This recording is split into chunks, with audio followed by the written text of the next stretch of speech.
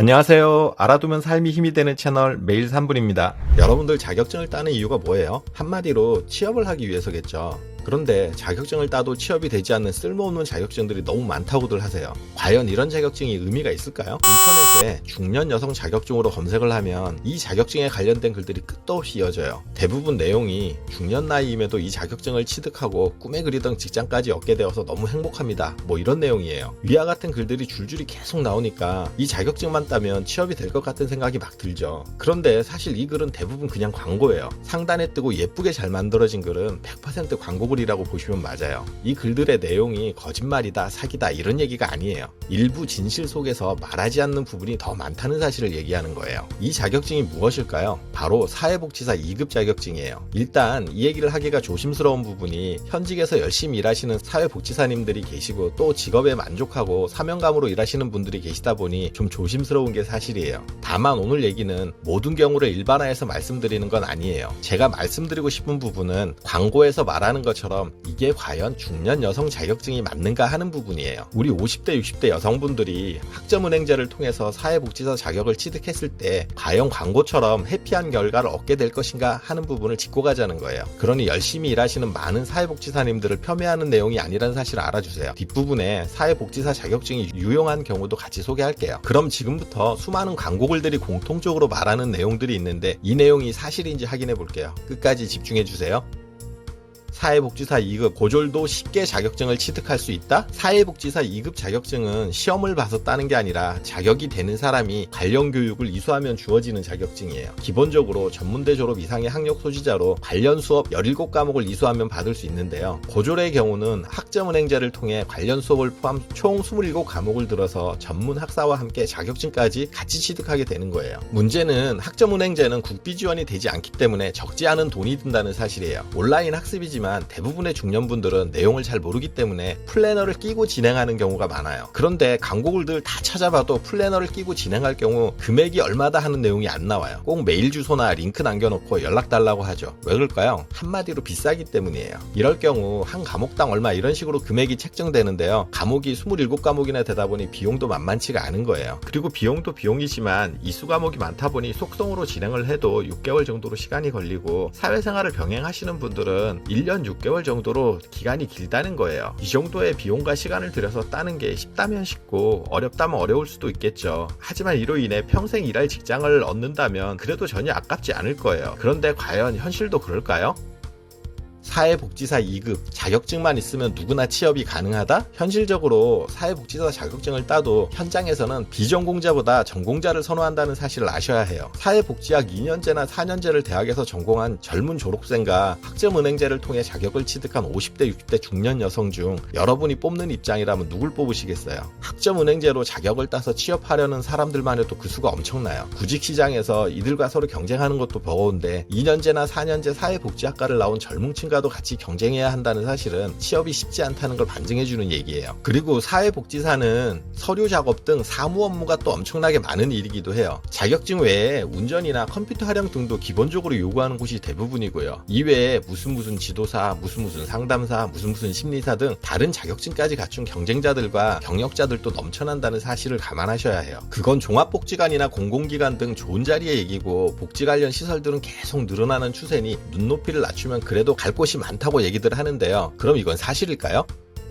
사회복지사 2급 미래 전망이 밝은 직업이다. 저출산 고령화와 복지정책 확대로 인해 사회복지 관련 시설은 꾸준하게 늘어나고 있고 또 다양한 종류의 시설이 있기 때문에 취업이 폭이 넓어서 문제가 없다고 얘기하는 분들이 있어요. 그리고 인공지능, 로봇 등 4차 산업이 발달해도 사회복지사는 대체하기 힘들기 때문에 미래 유망 직업이라고 하시는 분들도 계시고요. 일단 4차 산업부터 얘기해보면 기술은 불편한 것을 개선하는 것이 우선 목표이자 역할이에요. 사회에서 가장 불편한 부분들이 어딜까요? 생각해보시면 복지나 케어 분야가 먼저 실현해야 할 목표가 될 거예요. 물론 대체할 수 없는 감정적인 부분, 인간적인 부분이 분명 존재하지만 그것보다는 사람의 힘이 아닌 로봇이나 인공지능으로 대체될 부분도 많다는 얘기예요. 사회복지사가 할 일과 로봇이나 인공지능이 할 일이 구분될 거고요. 기술이 발달하면 할수록 실제 사회복지사 수는 더 줄어들 거라는 게 제 생각이에요. 또 2022년 12월 기준으로 우리나라에서 사회복지사 자격증을 취득한 사람이 1, 2급 포함 무려 139만 명이 넘어요. 또 매년 전공학생들 포함해서 10만 명 가까운 새로운 사회복지사가 나오고 있고요. 그런데 현재 우리나라에서 충족 가능한 사회복지사의 수요는 대략 60만 명 정도라고 추산하고 있어요. 이미 2배 넘게 포화 상태인 거예요. 새로운 사회복지 관련 일자리가 나온다고 해도 그것보다 대기자들이 훨씬 더 많다는 얘기예요. 따놓고 일 안 하는 장롱면허 사회복지사도 많다고 얘기하시는데요. 하지만 또 매년 새롭게 자격증을 취득하는 인원도 많기 때문에 취업은 갈수록 좁은 문이 될 거예요. 사회복지 시장 자체야 파이가 좀 더 커질 수 있겠지만 그걸 나눠 가져야 할 사회복지사들이 훨씬 더 많다 보니 그 자리가 50대, 60대 여성분들에게까지 돌아올지는 또 다른 문제라는 거예요.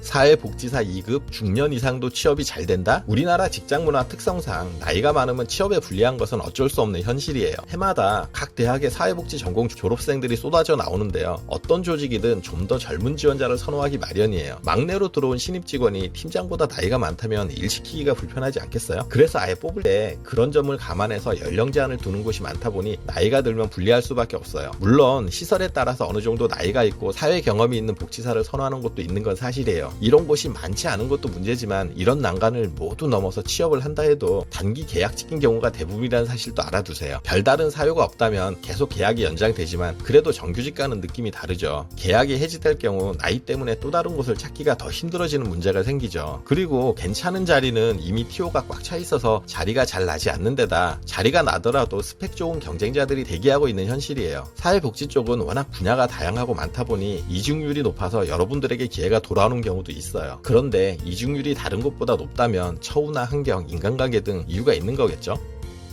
사회복지사 2급 정년이 없어서 오래 일할 수 있다? 그래도 사회복지사는 정년이 없기 때문에 어떻게든 취업만 되면 나하기에 따라서 나이 들어서도 계속 할 수 있으니 다행이다 하실 텐데요. 아마 공부하실 때도 학원에서 사회복지사 정년이 있다는 얘기는 못 들으셨을 거예요. 사회복지사 정년은 공식적으로는 없어요. 없는 게 맞지만 실제로는 있기도 해요. 무슨 얘기냐면요. 정부에서 사회복지시설 종사자 인건비를 보조해 주는데 이 보조금이 일반 종사자는 60세, 시설장은 65세까지만 지원을 해주거든요. 복지시설 입장에서 보조금을 지원받아서 월급을 주는 젊은 사회복지사와 보조금 없는 60세 이상이나 곧 보조금이 끊길 연령대의 사회복지사 중에서 누구를 선택할까요? 제가 말씀드리지 않아도 정답은 아시겠죠. 물론 보조금과 상관없는 기간들이 있기는 하지만 처음부터 취업할 시설이 한정적이라는 얘기잖아요. 그래서 처음 시작하는 자격증으로 사회복지사는 50대, 60대 여성분들에게는 많이 불리한 자격증이라 추천드리지 않는 거예요. 오늘 50대, 60대 여성분들이 광고에 혹해서 사회복지사 자격증을 따놓고 대부분 장롱면허가 되는 이유에 대해서 설명드렸는데요. 이외에도 사회복지사는 많은 사람들을 상대해야 하고 특히 사회적 약자를 돌보는 일이다 보니 정신적으로도 힘든 부분이 많은 직업이에요. 그럼 사회복지사는 어떤 사람들이 따면 좋을까요? 첫 번째, 사회복지사는 사명감과 봉사정신이 없이는 못하는 일이에요. 그런데 또 이런 일이 잘 맞는 사명감 있는 분들이 있어요. 이런 분들은 금전적인 이유보다는 일 자체의 보람을 느끼시는 경우니 삶의 보람을 목표로 도전해 보셔도 좋다고 생각을 해요. 두 번째, 사회복지사 2급 자격증만으로는 큰 힘을 발휘하지 못해요. 하지만 또 다른 여러 가지 자격증들과 함께 따두면 시너지 효과를 주는 자격증이기도 해요. 그래서 다양한 스펙을 원하시는 분들에게 추천드려요. 세 번째, 복지시설 같은 경우는 알게 모르게 인맥으로 채용되는 경우가 많아요. 이런 인맥이 있으신 경우라면 취업 걱정이 해소되니 따셔도 괜찮겠죠? 네 번째, 요양시설부터 각종 사회복지시설이 많이 늘어나고 있는데요. 사회복지시설을 직접 차리기 위한 목적을 가지신 분이라면 당연히 따야겠죠. 지금까지 우리 50대, 60대 여성분들에게 사회복지사 2급 자격증을 추천드리지 않는 이유와 필요한 경우를 말씀드렸어요. 제가 말씀드린 내용이 모든 분들에게 다 해당되는 내용은 아닐 수 있으니 참고하는 정도로 이해해주세요. 오늘 정보가 도움되셨다면 구독, 좋아요, 알림 설정 해주시고요. 더 유익한 영상으로 다시 찾아뵐게요. 저는 매일 3분 대표 큐레이터 송한결이었습니다. 감사합니다.